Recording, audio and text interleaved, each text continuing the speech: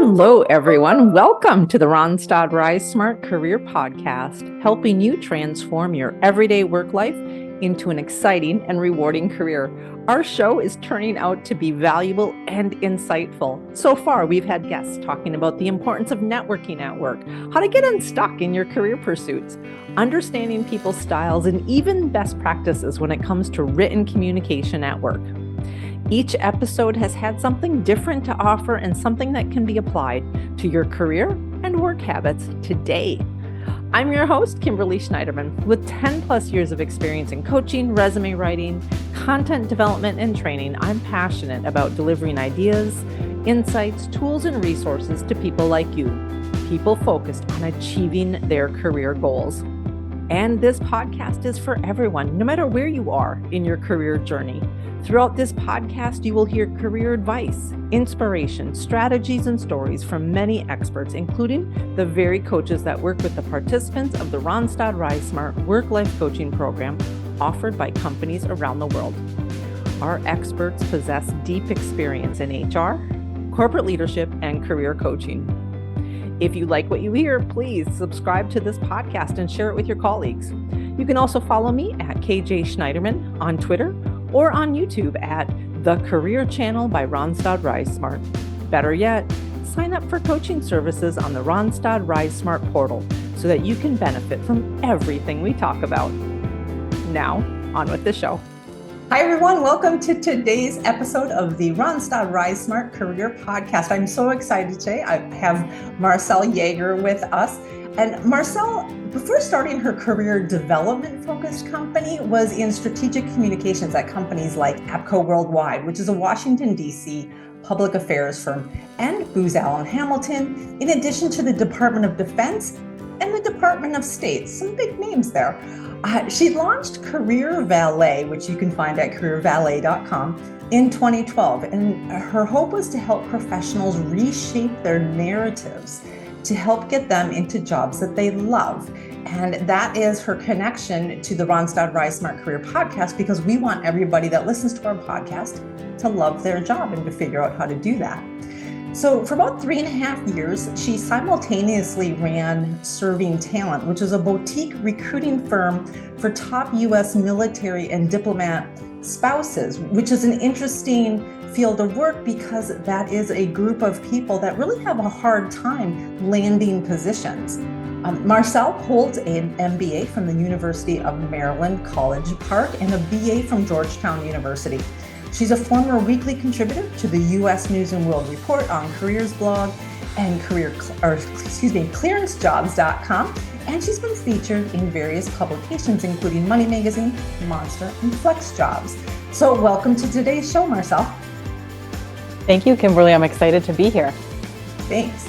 And so for today's topic, we're talking about boundaries. And with the culmination of remote and hybrid work being so prevalent nowadays, it's more important than ever for all of us to set boundaries with our colleagues and our bosses. I know this is a topic that I've been paying attention to in the last several months, and it isn't easy to do. Marcelle's going to help us identify some practical strategies to establish boundaries around our time and also our duties at work. And whether we're starting a new job or if we've been working in a company for some time, or just kind of want to make some changes, we can do this with some of the ideas that Marcelle is bringing to us today.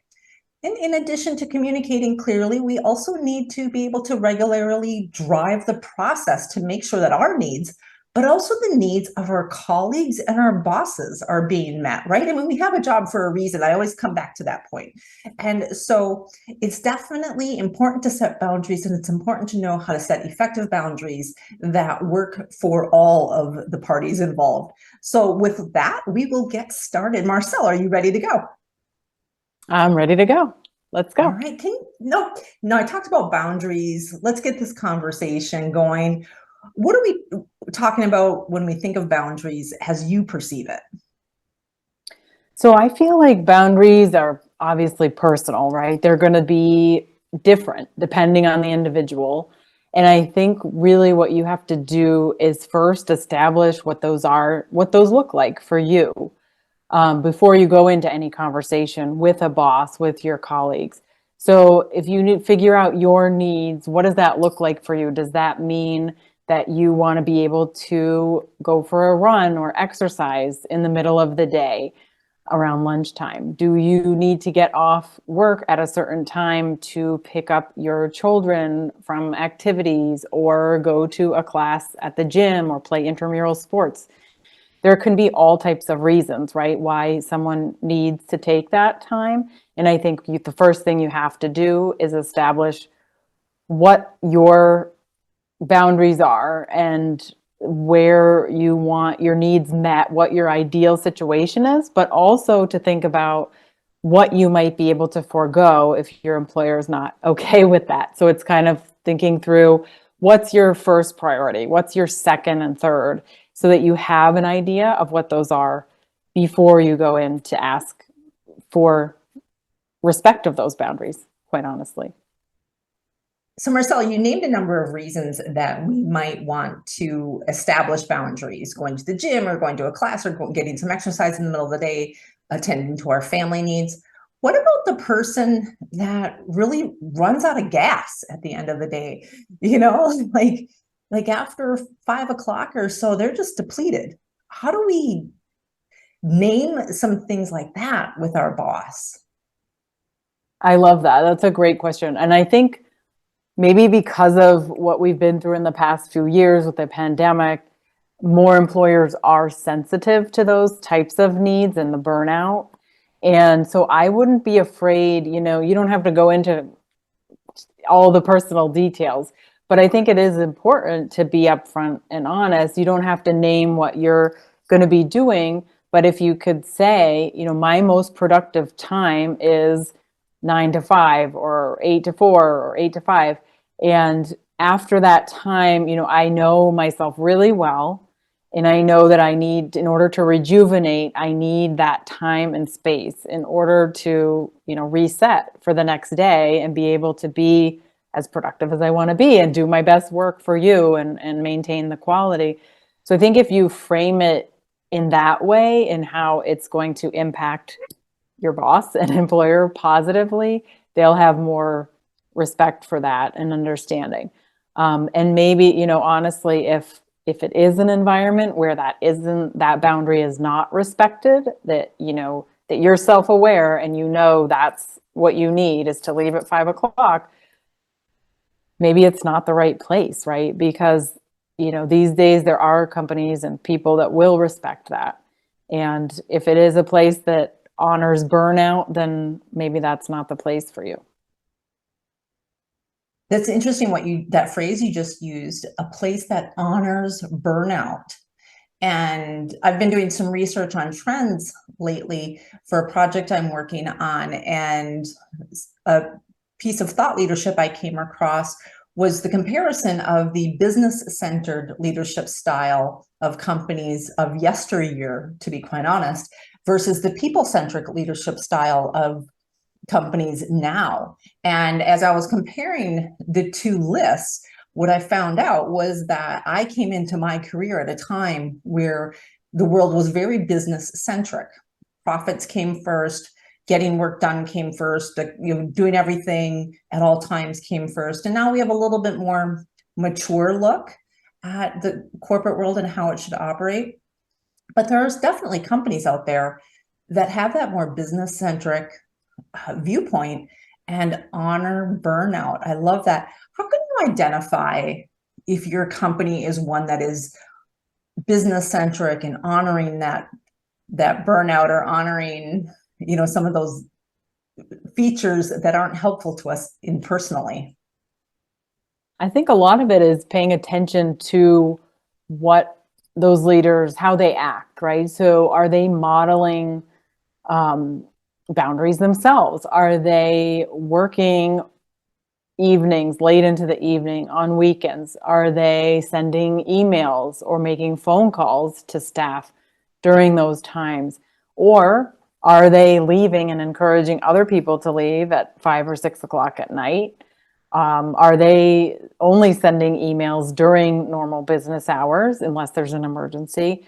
I think that's important to pay attention to. And If it's not something that you're seeing across the board, then there could be a problem. I think maybe if it's just on, your team or your team and one other team, but you see that the rest of the organization is functioning more or less with boundaries, then that's something to think about, right? Do you feel like there's another place you could move to within the organization where they have a more people-centric focus, or is it time to move on and do the role that you're doing now in another place that does honor that?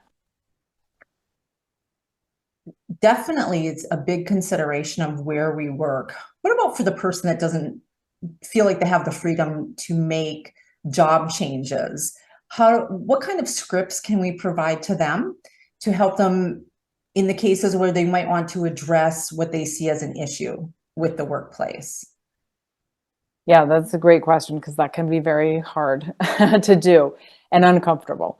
But again, I would go back to, having that set of priorities yourself. What's most important to you? What lines do you want drawn? And then to sort of have a conversation with your boss about it, and sort of ask them first, what do you like? Are there things that you feel we could do in order to make sure that we're all operating at, our highest, what's the right word here, highest capacity as a team or as individuals on the team, right? If there are issues, if you've noticed there's issues across the team and not just yourself. And then, share with them if they're open to it, share with them maybe some ideas on how you could all work together to set those boundaries. And if you were to agree that one of you or several of you can model those boundaries, whatever they might be, whether it's not doing work in the evenings or expecting that each other does work in the evenings, or on weekends, making sure vacation time is respected, things like that. Perhaps they'd be willing to do that. Now, of course, you probably will meet some people who are workaholics and who will not want to do that, and did grow up, like, as you were saying earlier, that things are changing, but maybe are more in that traditional mindset and not willing to change. And there you might hit some roadblocks. But I think too, even in that case, sometimes people just really aren't aware of what's going on. And if you can share, concrete ideas without blaming them or saying you too much, right? You always do this, or you asked me to do this, or Joe to do that. Instead, right, if you present it as, here are some things that I've noticed are happening amongst the team, and I'm concerned, about burnout, or, the morale of our section, what can be done, right? And, do you have any ideas? And maybe they do, and maybe they don't. And either way, you can share your pre-prepared ideas of how you might be able to work through them together. And you can even offer to sort of help hold each other accountable and be sort of the leader of this change within your group. I love this idea, which is basically a pilot program. Like you're proposing that a person goes to their boss and talks about, let's try making this change, and maybe we make it with a certain number of people on the team just to see how it works with this little tiny group, and potentially expand it if it's successful. And that allows the manager or the leader to let the person have a little bit of flexibility, which always feels good, and most leaders will recognize that, as well as feel like the needs of the organization or the needs of the department and team are being attended to. Because a leader, no matter if they are that business-centric modeled person or that people-centric modeled person, really does have things to answer to at the end of the day. And their concerns have to be about the success of the business. If the business isn't successful, none of us are going to have jobs to have flexibility or boundaries around anyway. What do you do when you're interviewing in a position or in a department? How do you ask the questions to figure out the established working norms of that group? That's really hard to do. So that's an excellent question. I think one of the best questions that I advise people to ask is, what do you love about working here? And what is something that you would change if you could? And especially if you ask that to even, people who might be your peers in the job you're interviewing for, as well as the leader, you can get a variety of interesting answers. And it can clue you into whether or not these are things you're comfortable with. So perhaps the thing they would change is not something that would bother you, but it might be, and then that's a red flag. And then more directly, I think you can ask basic questions around, what is the typical workday look like? When do people normally perform their job? Are we expected to be in the office full-time, part-time? What does that look like? I think asking as specific questions as possible is really good. And I do think it's okay to ask folks who are under whoever the boss might be that you're interviewing with, if that's a possibility, how this person is as a manager. In fact, I often advise people, if they haven't gotten a sense of that or have some doubts, to go back if they have an offer and ask, in terms of due diligence, if they can still speak to somebody that they've spoken to before in an interview, or even folks they haven't had an opportunity to interact with, and ask that question just to verify, okay, do I have the right impression of this manager? Are they going to actually do what they say and not just, it's not all talk, that they actually take action? Definitely. I like that. And I keep coming back to the actions, as you just stated, about what we can do as individuals in our roles. And I know that when you and I were originally speaking, you talked about how when people are supposed to be on their own time and work infiltrates that time, you actually used this phrase with me that got me thinking. You said, people get upset when they're and their emotional state gets rocked when they're supposed to be on their own time. And I really thought about that since you and I had our first conversation, that the emotional state really does get rocked, gets in when we're interrupted by some other topic. And I think that can go both ways, quite frankly, because I'll notice that my emotional state gets rocked if something personal comes at me during the day when I'm supposed to be working, and vice versa. So how do we make sure that we're not the cause of rocking any emotional states, either on our part or on somebody else's part? I'm still trying to figure that out myself, because like you, I feel if something personal comes up during the day, it's like, oh, how do we get back on track here? And you feel like you're juggling a million balls in the air. But I think it is important to keep that in mind, and how, and that's a good example. So thinking about how you personally deal with it, if you check your personal email, during the day, and then that this email from your partner or the school or whoever, or a family member, right, could really destroy your train of thought or your rhythm at work, maybe it's better to, wait and look at that later. And similarly, at work, I think there's sometimes when, if you have a sense that something is, if you have like feedback for a colleague, or you've received feedback, that's not so great, and how that's going to affect them or affect you, that is something to think about in terms of timing, right? Is it, okay, how do I want to, let's be along the empathetic line here. Let's think about, is it better if I talk to them on Friday and maybe ruin their weekend, or can this wait until Monday?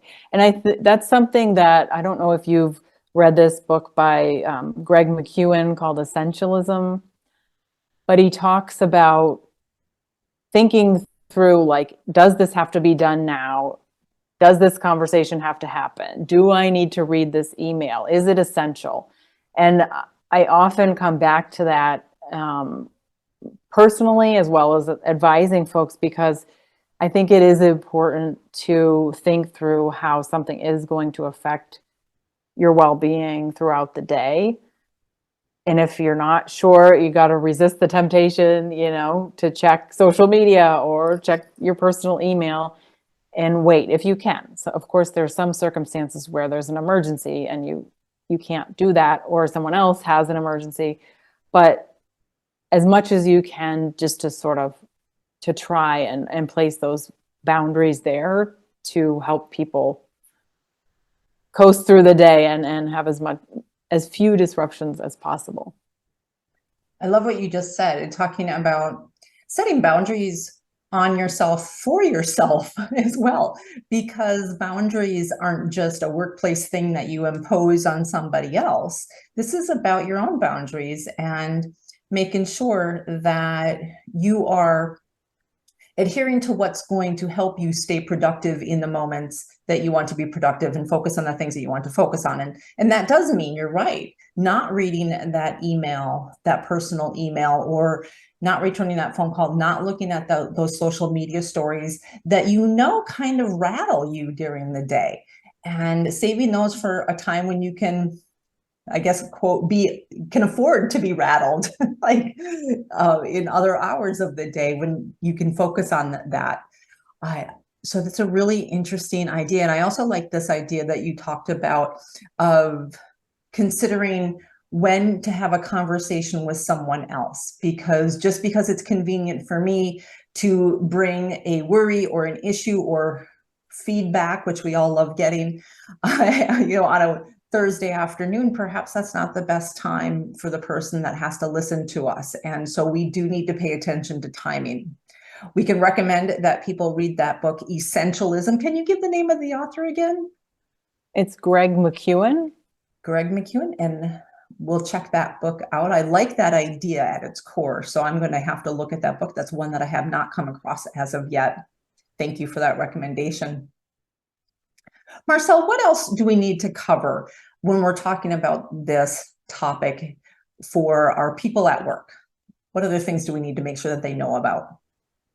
As you were talking, Kimberly, I actually just thought of this when you were saying, back to the point of not talking about certain things at certain times.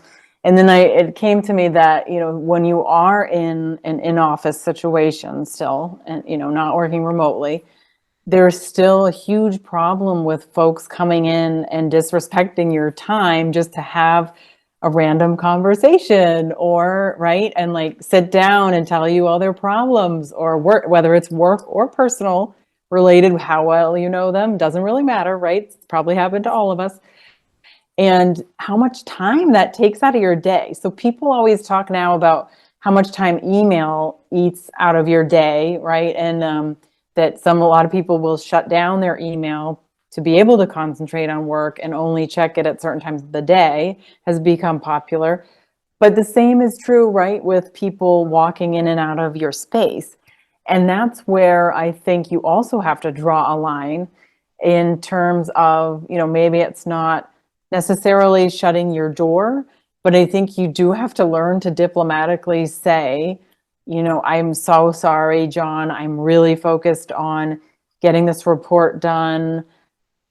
Can we talk tomorrow? Or, can I get back to you later this afternoon?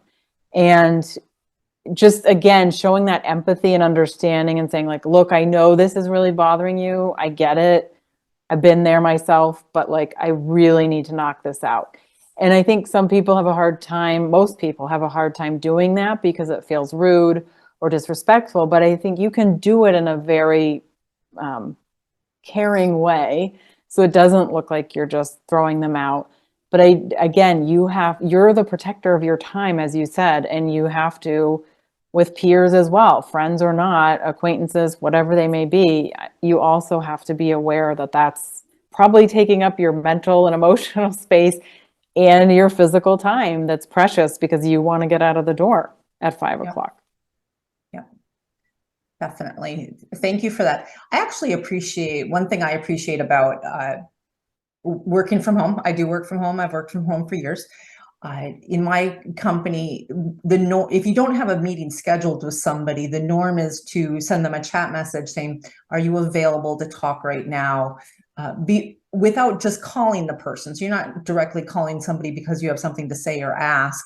You're asking permission to be let into their day. And that's a norm that I really value, because I can have the freedom to say, give me 10 minutes or give me an hour, and we can connect on that topic. That really works well because it helps me as the person that needs to make time for this other person. It helps me make brain space for them, quite frankly, and let them in and take a pause from whatever I'm doing in a really conscious way, which is much more effective than interruptions in my day. Yeah, and that brain space and that white space, I was just talking with a client about this, is so important. And I think we've gotten away from giving that to ourselves, giving us those spaces and those breaks, but you really do need it, in between calls, in between meetings. I think you really do have to build it in. And if it means putting it in your calendar, go for it, put blocks of time, even if it's like a 15-minute break, between meetings or whatever, that you're not available. And I think that's a great practice to say, are you available to chat? Yeah, that's great. That's great. Thank you. All right, Marcelle, as we wrap up here today, any words of wisdom that you want to leave our audience with? I think that what's important to remember is that this is going to be an ongoing process. So if you're finding that your leadership is not modeling some of these behaviors or respecting yours or colleagues' time, that you yourself should model them as much as possible and continue to have the conversation. So it's kind of like with selling, right? You're not going to just go and try one time and then hope everything's, perfect and coming up roses for the rest of your time at the company. You need to check in, put a note for yourself on a regular basis if things aren't going well, schedule another meeting, talk about it, make further suggestions, gather other ideas from colleagues in other places, maybe do research and take that initiative and really be the advocate to drive that respect of boundaries for you, for your team, because it'll make the whole structure that much better. Definitely. Thank you, Marcelle, for helping us understand this topic of boundaries more clearly today. I love some of the ideas you talked about being the protector of our time, being advocates for the best practices of how we can work, and thinking about our team members as well as ourselves when we're setting boundaries or thinking about boundaries that would help us be more effective at work, which is ultimately one of the goals that we want to achieve, is effectiveness and success at work. So thank you so much. For those of you that would like to connect with Marcelle, you can find her at LinkedIn at Marcelle Yeager. That is MarcelleYeager. She can also be found at careervalet.com, where she offers a free resume handbook as a download. Marcelle, thank you so much for being here today. It's been a pleasure, and I really value the ideas that you have. You've given me something to think about. You said one particular thing that really hit home for me, and I can't wait to try it out at work. And I'm sure our listeners are feeling the same way. So thank you for being here today. It's been a pleasure speaking with you. Thank you for having me. All right, everybody, have a great day and enjoy your career. Thank you. Thank you for listening to today's episode of the Randstad RiseSmart Career Podcast, helping you transform your everyday work life into an exciting and rewarding career.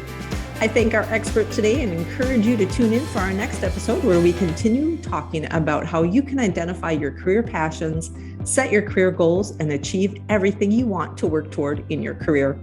If you like what you hear, please subscribe to this podcast and share it with your colleagues. You can also follow me at KJ Schneiderman, that's KJSCHNEIDERMAN, on Twitter or on YouTube on the RiseSmart Career channel. You can also sign up for coaching services in the Randstad RiseSmart portal so you can directly benefit from everything we talk about.